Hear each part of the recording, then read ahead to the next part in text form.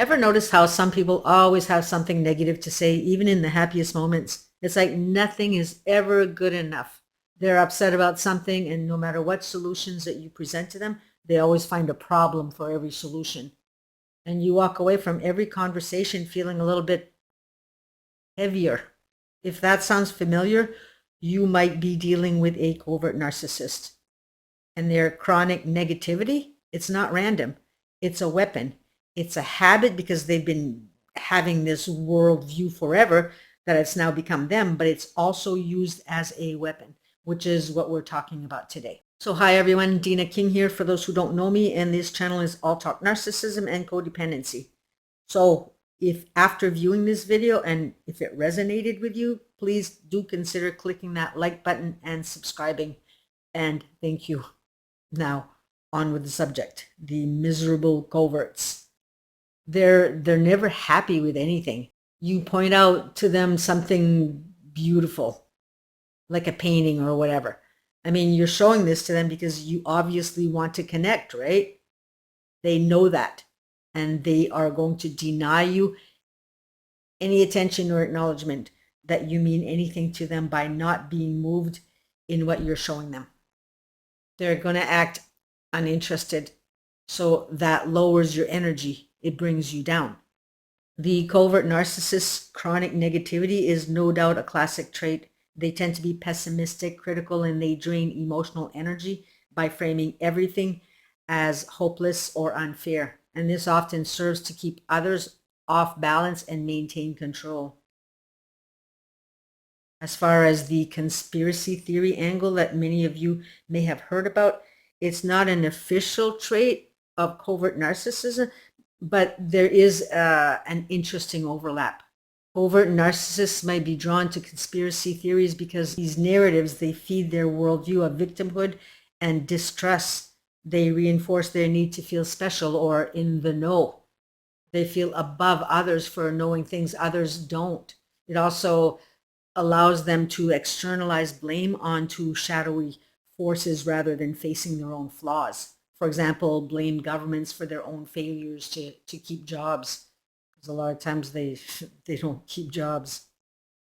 Covert narcissists often weaponize negativity and distrust to manipulate others. So yes, some covert narcissists do lean into conspiracy theories as part of their pattern, but it's not universal or diagnostic. However, I'll talk more on this in a bit because I think it's important to mention, because they can use this to keep you in a fear place, hence being able to manipulate you more. So first, let's clarify who the covert narcissist really is for those out there who are new to this world of discoveries. Unlike the classic loud and brash narcissist you might picture, covert narcissists are often quiet, withdrawn, or even appear shy. But inside, there's a very different story. They crave attention and admiration just like any narcissist, but their tactics are more subtle. They're passive aggressive, they're victim playing, they're guilt tripping. One key thing that they love to do is control the emotional atmosphere around them. And here's where the negativity comes in. You might wonder, why would someone choose to be negative all the time? It's exhausting to be around. But for the covert narcissist, chronic negativity serves a few powerful purposes. It keeps people off balance. When they complain or highlight problems constantly, it destabilizes others emotionally. You never quite feel safe or comfortable around them, so you stay hyper aware, and they thrive on that. It positions them as the victim. Negativity reinforces their narrative that life is unfair and everyone is against them. And this fuels their need for sympathy, attention, and special treatment. It distracts from their flaws. Instead of facing their own mistakes or bad behavior, covert narcissists, they shift focus onto everything else that's wrong with the world. For example, other people or situations. It builds dependency. If you feel like you need to fix things or constantly reassure them, they've got you hooked in their drama. So the negativity isn't random or accidental. It's a deliberate strategy to maintain control and feed their fragile ego.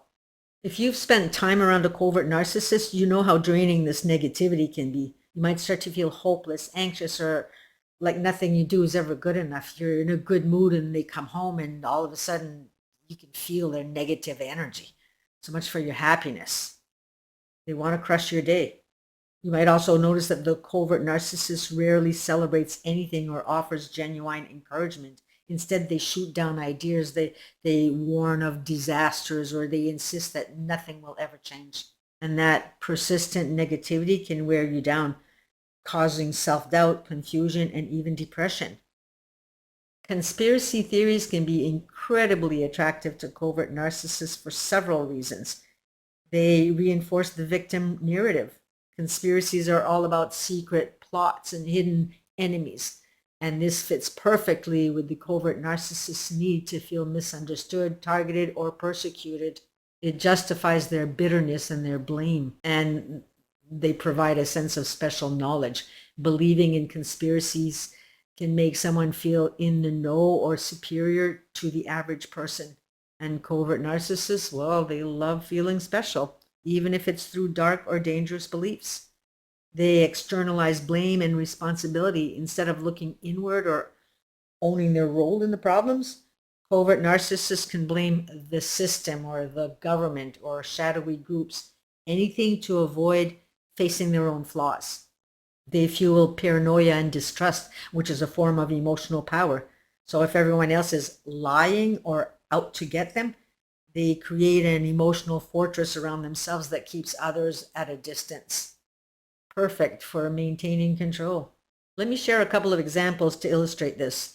A covert narcissist coworker who constantly complains about how the company is out to get them, convinced management is scheming against them, and who shares conspiracy videos about corporate control or government surveillance.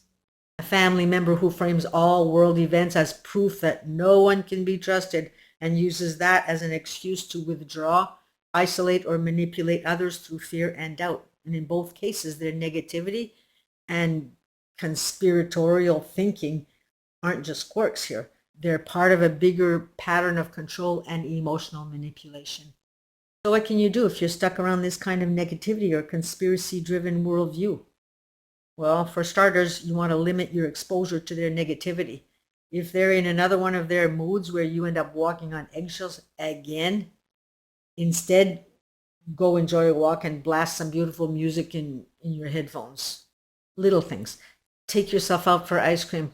Go to the beach. These are all examples of self-care. You have to if you want to survive well. They're intentionally bringing you down, so you have to build yourself back up over and over again with these characters. Otherwise, in time, you'll crash. But unfortunately, what happens is we end up so trauma bonded that instead of doing that, we look to take care of them further as they further traumatize another day. So we, in time, crash.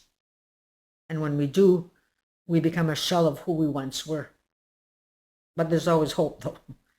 The person who used to love painting and sipping tea, or the person enjoying fishing and watching the sunrise on the river, no longer exists. The days have been replaced with basically working for them. There's no you left. The next thing you want to do is you want to set your boundaries.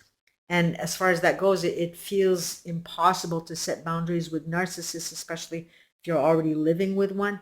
And that's because they took someone who already struggled with boundaries, then created cognitive dissonance within them.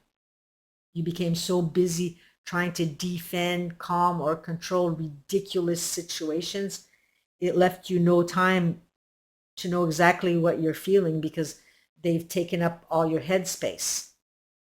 So if you want to learn to be able to set boundaries, you'll have to learn emotional literacy. This is major. And I will be doing a video on this soon. I'm just waiting to get a little bit more subscribers here or viewers because it's too valuable to ignore.